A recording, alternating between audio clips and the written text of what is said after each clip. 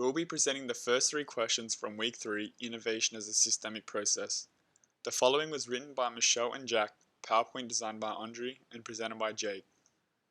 Question 1. Why do Marx and Schumpeter think that cost competition, rather than just price competition, is at the heart of capitalist development?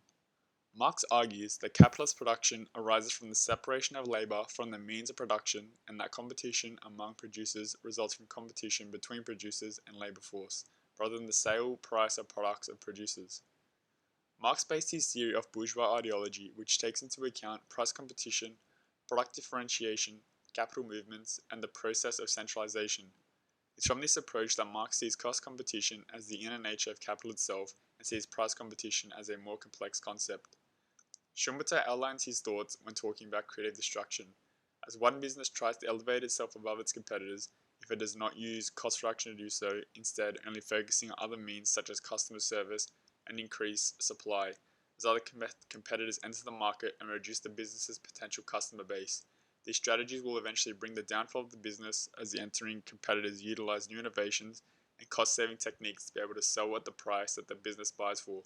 Using a similar example, Schumpeter clearly shows why he thinks that cost competition is at the heart of capitalist development. Question 2.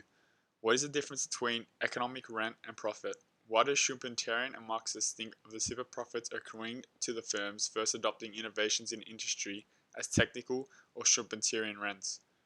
Economic rent is referred to the amount of money that is earned which exceeds what is socially or economically necessary. Usually, economic rent is due to some exclusivity. If there is perfect competition or no exclusivity, then there is no economic rent, as competition would drive down prices. On the other hand, profit means that the amount of money you receive from the sale of the product exceeds the cost of producing the product. Profit comes from exploitation of labor.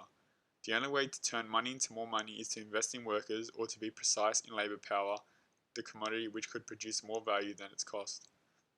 When a firm sells a bit below their socially necessary labor time, they make super profits. Capitalists will compete to constantly lower their socially necessary labor time. In doing so, capitalists do not just exploit value from workers, they also appropriate value in exchange. However, unless there are innovations, excess profits will not exist in any sector of the economy or in any market, since there will be no quality difference after a point, or no novelty in methods or techniques of production. Schumpeter and Marx believe that super profits are earned after adopting innovation as part of their process, because they will be able to produce more of their product using new technology in a short period of time than before. A company would be selling above their individual values at or near the socially necessary labor time to earn super profit. Nevertheless, Schumpeter did feel that the capitalist economy would continually see innovations by firms due to changing demand conditions or production conditions. Firms constantly seek to increase their profits through innovations. Schumpeter is not directly talking of firms trying to capture a larger share of the market or get bigger profits through resorting to price cutting. It is innovation that is the engine, and due to innovations, it may be possible for one firm to reduce the price of his product. According to Schumpeter, firms use new ideas or invention to create a new combination of production methods to increase their profits. He said that accumulation of capital was not as important as finding newer methods of production that lead to making profits. On the other hand, Marx suggested that capital accumulation took place along with exploitation of workers and the generation of surplus value, which was appropriated by capitalists. Question 3.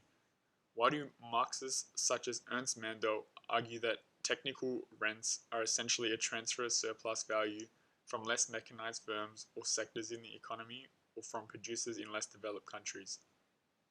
Technical rents are transfers of value from smaller, more labor-intensive business. It is the rent received from innovation whereby the products are protected by copyright or patent.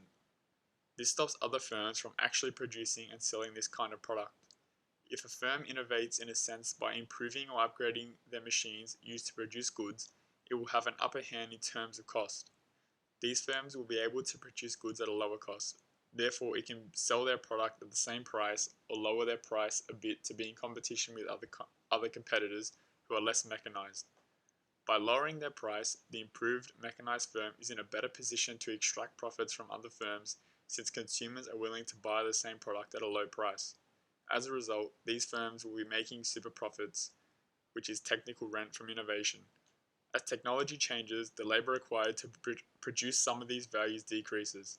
Less labor is needed for production of commodities. Thank you.